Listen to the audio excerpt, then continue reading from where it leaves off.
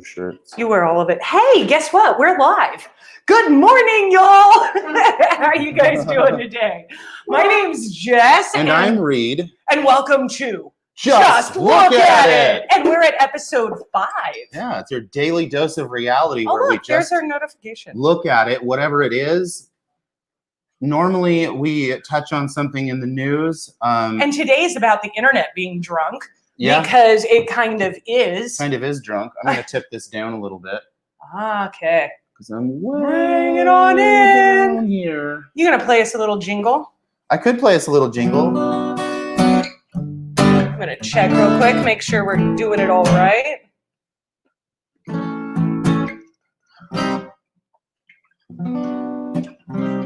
There we are. Mama always told me, be careful what you do. Don't go around breaking young girls' hearts. People always told me, be careful who you love. Be careful what you do before the lie becomes the truth. Whoa! That's right. Havana, Havana, hey! He took me back to East Atlanta. My heart is in Havana, hey!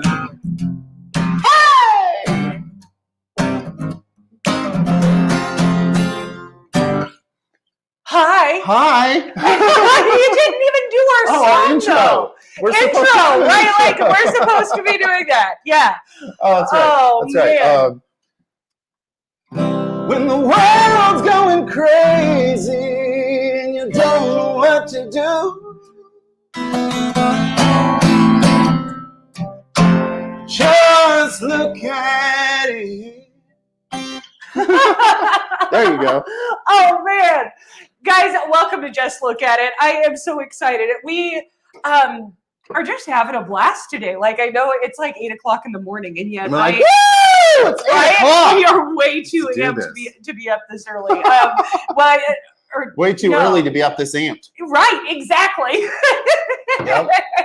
It's a real problem these days. Right. Sometimes that is just how life goes, and it's really freaking awesome. Mm-hmm. So we have been laughing for the last 24 hours about how drunk the internet seems right now, because it's it changes as the mood and feel of the world is. It's drunk off its ass right now. Right. And 2020. one of my favorite lines in the book, and my book, is I don't even remember where it is. It's somewhere in there, but I mention if the internet were a human, because it's only 30 years old, it would be 30 years old and still trying to figure out its purpose in life and getting shit-faced on the weekends. The internet itself is really new. And if you're old enough to remember when it was invented, I remember seeing a digital camera for the first time, and it was just mind-blowing. And I had my mind blown yesterday. And then the day before, and then the day before that, and the day before that.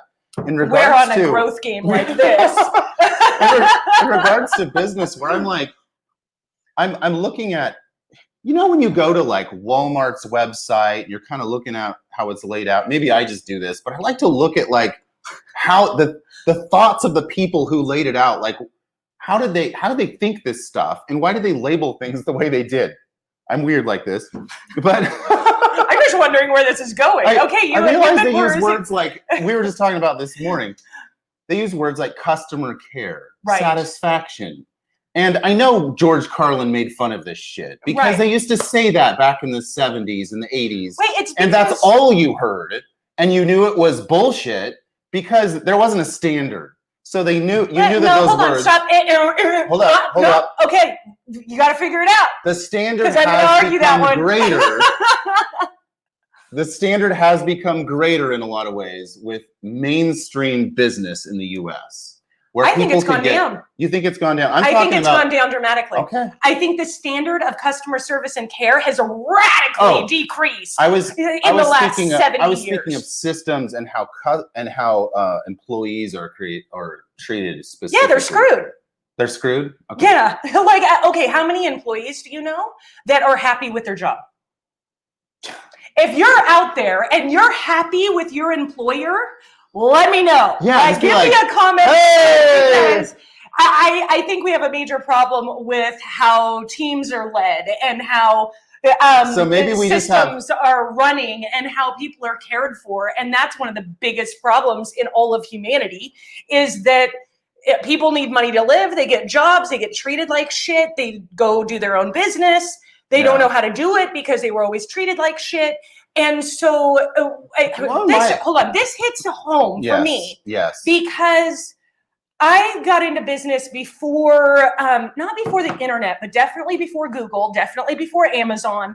And when you see real life business and how systems are ran and how, what I love about real life, like brick and mortar type businesses, is you have to like actually care for your clients because you see them face to face. So like back in the 30s, 40s, 50s, all the time before the internet was created and big business, like if you bought some meat from the butcher that was bad, it had maggots in it. Yeah. When you do that, they like tell people. And so the butcher has to make it right. They have to take care of their customers. Mm-hmm.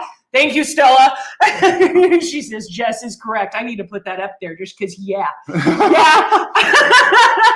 There you go, Jess. There it is, pat on the back. Right there. But we had to have a better standard for our businesses. And so you make it right. You give them new meat and then you give them a little extra for the inconvenience and for being grossed out. Like that was how business ran. Right. And then the internet happened and you don't see people face to face. And or you didn't. Like before we all got so used to Zoom, it would be just like phone calls or messaging or something like that. Yeah. And so because there was the disconnection of people, it made team management and customer care and all of these things really complicated. But then automation of the internet means you can cash flow fast and fuck people over like crazy. So what you're telling me is that there you go. Corporations learned from people on the internet and just got better at fucking people over and just got better at making their words sound more nice. Well, I think it was just an evolution. Okay. And I think there's people who know how to sell things and people, it's like going to a chiropractor and asking for acupuncture. If you know how to sell online, you know how to sell online. That's totally different than running a team. That's totally different than customer service, than fulfillment, than taking care of your team and your clients. And so running a business is really complex. Like there's a lot of different elements. There's a lot of different roles. A lot to keep track of course. Then you look at hiring and firing and you make bad sales. And there's so many things that all of us have done. And there is nothing worse than the feeling of making a sale and then failing your client. Yeah, talk to them. They need to hear this. Okay. I mean, I've got you, babe, but. Right, I was just arguing with you. So I didn't even think I was arguing. I thought you gave me a reality check in the very beginning. Is that, okay. Yeah. Like, tell them, Jess, because my reality check already came and went. And I'm like, little ADD here, but I'm just like, what next? So the internet is totally drunk right now. And like all I see in my news feed is like trafficking and pedophilia and political stuff. And then like fear of being trafficked, but no solutions around how I'm going to and then people making money or trying to make money and so much desperation in the world right now. And that that's frustrating all the way around. Yeah. And so because like when you look at it and you really just look at it, you know that slavery has always existed and that it is always there and it's a part of business. And that was actually what fueled my passion for business was understanding like global manufacturing and stuff like that. Yeah. So we went way heady for a second. One of my favorite things lately has been people from of certain parts of Africa that are generally pretty poor, that are running orphanages. There are men who are reaching out to me. They're not white men, mind you. Okay. They're reaching out to me and they're saying, I need donations. They cut them off.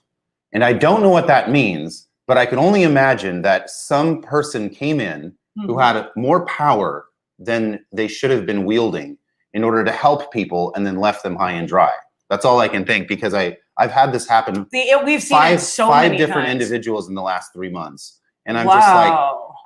I have absolutely no solutions for them, because I don't know what they're doing. And they're generally like part of religious organizations, mostly Christian. And so I'm just like, I don't know. One of them was Muslim, the rest were Christian. How do I have solutions? But what I'm seeing But it's because we talk about it's because I look like a white guy in power, like, right, and who may be kind, right, and it's this book. Like we talk about my banner speaks of and kindness, stuff, right. and it speaks of maybe this white guy has a different connection. Maybe Right. he understands People me on a need different resources. level. People need resources, but they need people to understand. I don't know how else to say this except, we as white men need to understand the implications of what we do in our business and how we affect nonprofits when we give to them. We need to know what that nonprofit does with its money exactly, and actually stand behind it. Because if we're going to stand behind what we do, our money needs to have that kind of energy in it. We need to carry that all the way through in everything we do. Taking massive responsibility is how you be a man. Right. And this is the reason I actually don't work in the nonprofit world anymore, because this is something that baffles me. If you have a business, in order to run a business, normally you need like case studies. You need proof. You need evidence that what you're doing works. You need like something that says, I know what the hell I'm doing. And yet when you have a nonprofit, if your marketing is on point, it doesn't even matter if you have case studies. Mm-hmm. You can just fundraise for as much money as you want, and people don't even ask because you're doing good work. We see that doing good work. We see this all the time in the rescue movement, the anti-trafficking movement. And it's like there's tons of money being raised, but where is it going? Mm-hmm. Who is it serving? Like, I know tons of survivors. There's tons of them that watch us.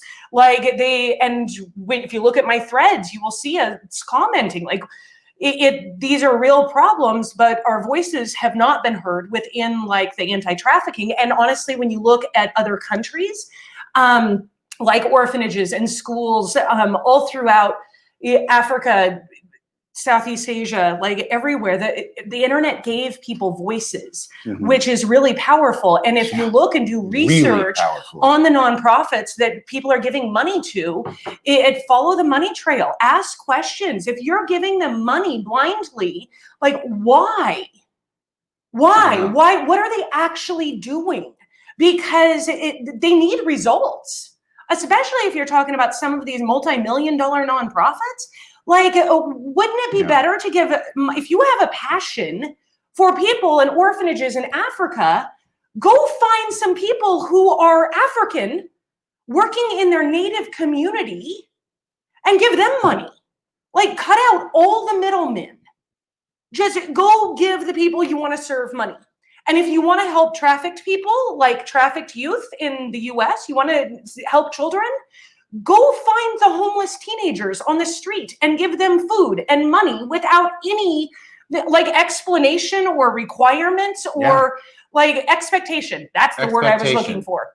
Like, they don't just have go to jump and through your help hoop and become something on the other side that you. The thing is, though, there's another side of this too, where we've seen in nonprofit work where people work with survivors of trafficking.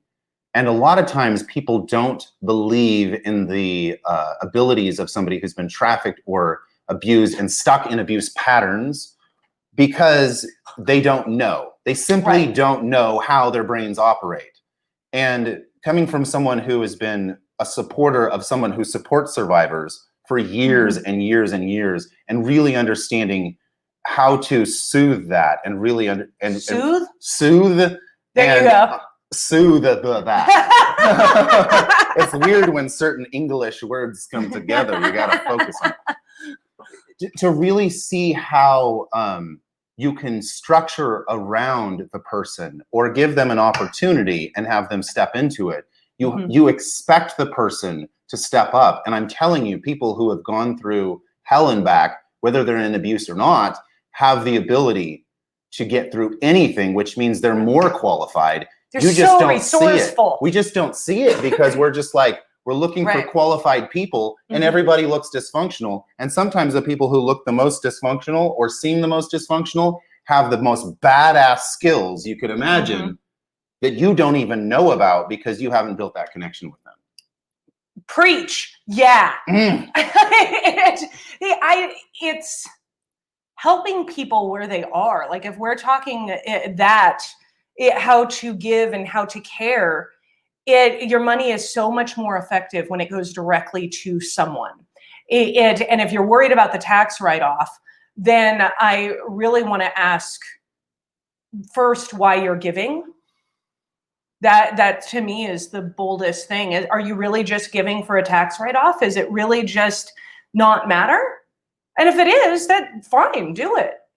But at least acknowledge that. Like Yeah. you have to just look at it. Yeah. And then give blindly, do whatever. But if you actually want to give with impact, pay Mhm. attention to where your dollars go.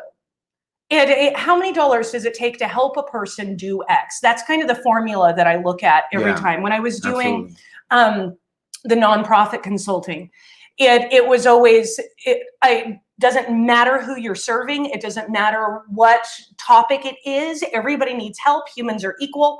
And it comes down to, when you look at the budget, how much does it cost to get X result in X amount of time? Period. Yeah. And so if your equations are off, and this was my main problem within anti-trafficking and like homes for survivors, because most of the time the cost per bed was somewhere around $150,000 a year for a trafficking survivor. And yet at the time, like this, it's been 5-6 years, so maybe the numbers have changed. When we say some. bed, it's the room and care around it. Like it's called per bed though. That's bed. how it's Exactly. itemized. Yeah. It's Yeah. How much does it cost Yeah. for this result in this amount of time? Exactly. And so if it's costing $150,000 per bed for a trafficking survivor per year, Yes. but yet it's only costing $10,000 to $12,000 Yeah. for a homeless shelter bed Absolutely. per year. Yeah. Why is there such a discrepancy? Because homeless shelters have been serving trafficking survivors since they started. I think it's interesting that we call it per bed in the first place. Like, But it's how they if you have- disassociate. I think it's an interesting disassociation though, because if you give someone a room, that could be a space for healing. If you give someone a bed, that's only a place to rest. Yep. Yeah. And so it's the type of care that they're receiving. It's the type of services. And then you have to say, what's the value of a human life? And those are the conversations that you actually have in the boardrooms of these large nonprofits. And I know because I've sat in hundreds of these meetings, and we just break that down because it's like, why would a donor spend $150,000 for one human when they can spend $150,000 and help 15 humans? It doesn't even make financial sense. Right. And so really you have to look at the bigger picture. And I mean, that's just how the flow works. And then the fascinating side that I've seen is, and we've worked with survivors who are like, I want to start my own business and here's how I want to do it. And they go, how do you know how you want to do how you want to do it? And they can't even they're talk so to. pitied. They're pitied, and here's how, because when they go to speak to the nonprofit about what they want to do with their business venture, see, they've been like a bottom bitch with a pimp, and they know what the fuck they're doing. They know how to work the streets, but they know how cash flows, and they know how to spend money, and they know how to save money. Right. Because they've done it for someone. And so they're looking at their life and they're going, I just want to start a business. And the nonprofit leaves this example of, you can't do that without asking for certain donorship and a certain kind of event that qualifies you for.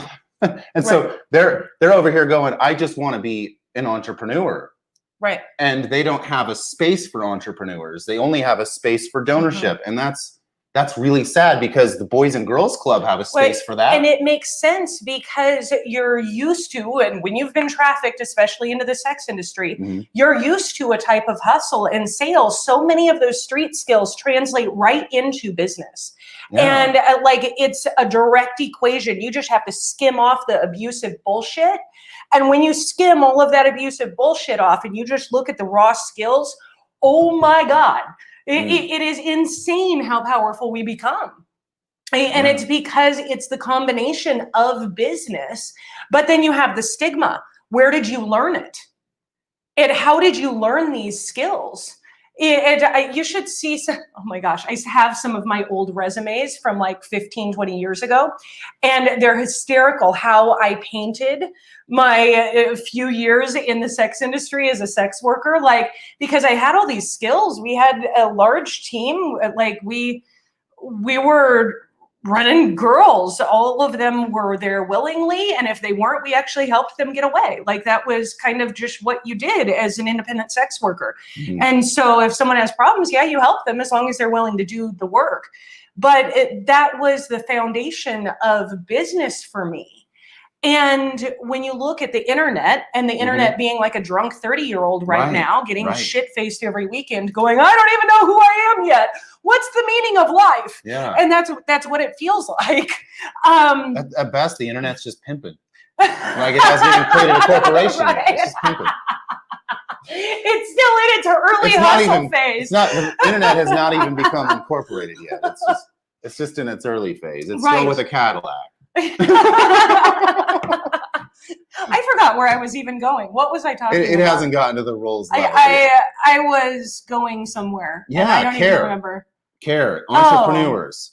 It's just that the business side of it. I struggled with saying I was an entrepreneur for many years, and it was because I don't like the standards that are within entrepreneurship. I've identified as a business person for like decades. But the entrepreneurship always felt so shady. Like, it feels like throwing shit at the wall and calling it beautiful. Right. Like, here's marketing. It's just shit, but I'll cover it up with this beautiful scene that promises results. Right. Oh, here's a note for anyone over the age of 40 and you're wanting to get into online entrepreneurship. Here's the biggest tip in the world, a super duper bonus. Okay, Jess. It is, if you are over 40 and have experience in business and cannot pick your niche, like you don't know who exactly you want to serve because you don't know what you want to do for the rest of your life. What we did was really, really powerful. We did it. We got clients. We served our clients to the highest level. And then it was like, if it was right, we kept going. If it wasn't, we adjusted. And just client by client by client, we have served every client in all different niches. Niches and niches. Niches. But serving clients one-on-one, only taking clients that I know I can solve their problems. Yep. And then I serve them until their problems are either solved or we keep working together or we don't because it's not synergistic. Right. And I'm just, because I lead teams, I'm happy. Like, I fire clients just as much as they fire me. Yeah. Because if I'm not serving you, I'm not taking your money. I was really proud recently when one of our clients moved on because they were like, you gave me the exact direction. You helped me form the direction of what I want to do with my life and business. And so I'm like, I've done my job. Right. If I can do that in 3 months, I've done my job. Right. Exactly. And it feels amazing because it's like, they're over here. Oh, that's what you hired us for, and now we're done, and that's freaking awesome. Right. Like, what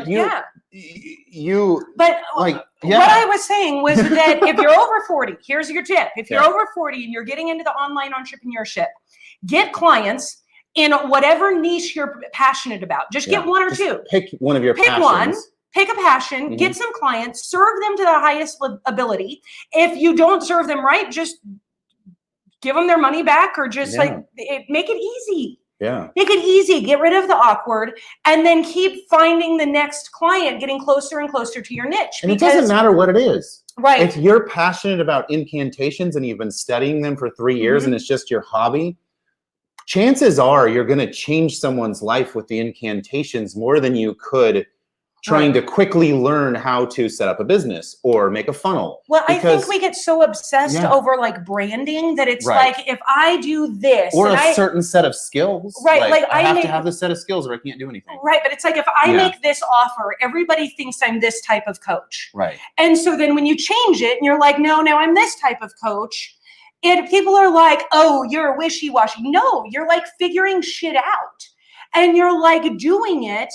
And as long as you're taking care of your customers, nothing else matters.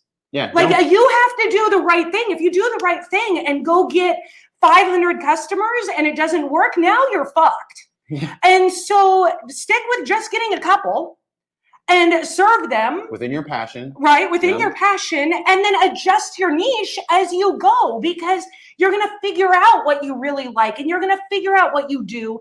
And I say that because as we've been doing this for the last 9 months, what we discovered when we actually just stepped out and started getting clients and solving their problems and serving them to the highest level, it's like that some of the problems were really simple, and yet I felt like I wasn't being utilized to my fullest potential. And so as I've gone on this journey getting different clients, I'm like, oh, I want to do this, but I'm still missing this. Oh, I want to do this, and I'm still getting this. And as long as I'm getting results, it doesn't even matter.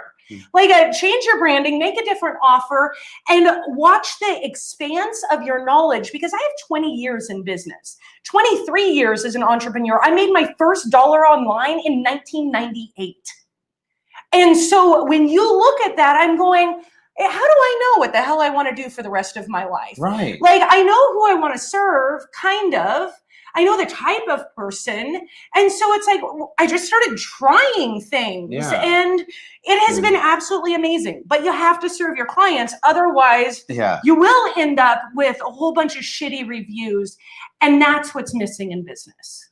I believe is that serving your client. I see this thing where, this has been my paradigm shift just this year. Right. While Jess has been this turnaround expert and has gone into nonprofits and businesses and really in their personal lives and turned it around and got their lives organized after really turning it upside down. I've been over here observing, and I spent most of my life in the construction industry, and then later on being an at-home dad. So I have this different perspective, but what I've noticed this year with me, and Jess being my personal turnaround expert. The roofing company. Totally forgot about that one. Yeah, write that down. Right. All these credentials. It's said I saw myself going, I have to lock myself into not only a business to serve people for the next 10 years, rest of my life. I'm looking at 5 and 10 year goals to serve my people, but I'm not looking at the type of service. I'm focusing on the business itself, not looking at the type of results. Right.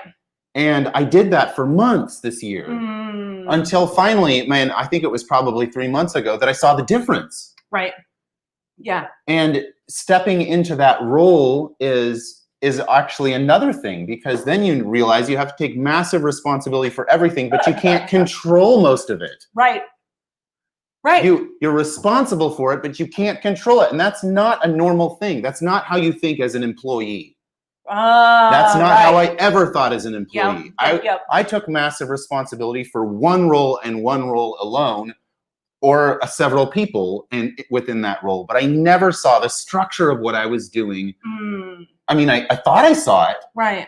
I thought I knew how to fix a company because they're treating me terrible. If they just did this, then everything would be okay. And I was missing it almost the entire time. But building the internal structure is what is so powerful. It's what makes a business work. It's what makes a nonprofit work. It's what makes an event successful. It's what makes a campaign actually function properly. There has to be structure. There has to be flow of people. And that was why I was stuck for the longest time trying to figure out my niche, because all I could think was, I solve people problems. And I was like, I don't know what that is, but whatever people problem someone has, I can solve it. And I have yet to honestly really find many people problems that I can't solve at this stage in my game. Like if it's a leadership or relationship or parenting and that was why I was struggling to pick my niche. Right. Because it was like, I just solve people problems because I have 20 years of experience in solving people problems. I can solve any kind of people problem. Yeah. And it was like, but who do I want to serve? And how do I want to serve them? And what do I want to do? And like, there's so many things that come into forming a business. And what we've done in the last 9 months by just getting clients, solving the people problems and going, okay, that was fun. And we changed their life, but what do we want? Yeah. Are we using all of our talents? Or how are we undervaluing ourselves? What are we doing in each realm? And I'm telling you, every single client has taught me so much, so much about who I am and what I'm good at, and then what I'm not good at. And that is Right. hugely powerful. Yeah. And then I completely forgot about an entire area of my expertise and career that I just forgot about. Like, I just was like, because it was so many different niches, because like I've worked with roofing companies, I've worked with churches, I've worked with nonprofits, I've done event management, I've done program management and planning. I've worked with restaurants, I've worked with gyms. Like, and those are just the brick and mortar businesses and nonprofits. Yeah. So it's like when you get Exactly. into the online world, it's totally different, and yet very much the same, because you Right. still have customers and you still have cash flow and you still have teams. Well, and there's this thing that I missed, and it was right in front of me. When I did construction and I was in charge of a crew, there were certain things that had to be done a certain way. And I realized that in 1 week, we got more done than all of the other crews were getting done in 3 weeks. And I was like, wait, hold up. I was given this system to follow. I just made it better, or I catered to my people. And I said, how do they fit within these roles? I did it naturally without even thinking about it. But there was 3 people on my crew. Right. 4, including myself. And so I'm looking at it and going, how did I do that? And if seeing through Jess's eyes, if you will, looking at it objectively, I go, I did that because I saw positions and roles, and I saw whether people were qualified or not. Right. And in that same week, I was able to take somebody who was dear to me, my friend, who I knew before I helped him get hired with a company. I helped him get motivated. And I didn't think it was possible to get somebody motivated. Right. But I was able to get him motivated in the process because I saw his talent and what he actually wanted to do. And yeah, when you can actually see individuals. I thought it only worked on a small level, on a crew level, like that basic structuring and filling the roles. I thought that was just for management. Right. Because for managers have to think that way. For life. But phone then ringing. Hello. But then what about Decline. the CEO? What about the owner who's having to structure all this stuff and pull it together to make the cash flows very important, of course. But as you're doing it, cash flow is easy when you have a team that's really working effectively. Easy cash flow is really to easy. ensure cash flow in the very near future, like 6 months, year down the road. That should be really near future for you to be able to scale that, to really look at it. That's what scaling Why is. 6 months to a year? What I'm saying is if you can see that can play out for 6 months to a year, that can play out for a lot longer if you structure it properly. In a construction company, yeah. Construction companies do take a lot longer to turn around and manage. Yeah. I spent about 9 months on a roofing company, and I actually I did this roofing company twice, actually, because I did it, gave it back to them. They fucked it up again. And then I took it back, because sometimes you can't change leadership. Like if it's an owner operator, and the owner is drunk, right? You have a drunk owner. It reminds me of Mr. Incredible. But you know what? I didn't realize how far past over we time. went. We just got so excited, and we're talking clearly this is what we love. How about we go to 35? Can we encourage them though? Because you know what? Yeah, let's do this. I think you guys are awesome. And if you've been watching, I felt like we were in our own conversation. We are. We just did have a conversation. This is what we do, and why we decided to do this show was because this is how we talk to each other. And we were like, what's the easiest way to create content every day based on who we are and what we love to do? And we were like, we could create 30 minutes of content every day by just talking the way we always talk while we're drinking our morning coffee. Exactly. And so that is why this show happened. And Just Look at It is what we do, which is why we called the show Just Look at It. And we banter. Yeah. And it's fun. Be you, they said. We could just be sitting on the back patio having the same conversation. Right. But we get to have it with you. We just do it together. Yes. Guys, we love you and we believe in you. And I really just want to see you live your dream. Whatever your purpose is, whatever your story is, whatever your journey is, just do it. Rise. You have made it for this very reason, and you are worth it. Care for yourself. Lead with passion. Yeah. Yeah. Absolutely. You've got this. You're amazing. We love you guys. Hope you have a wonderful Have a good day. day.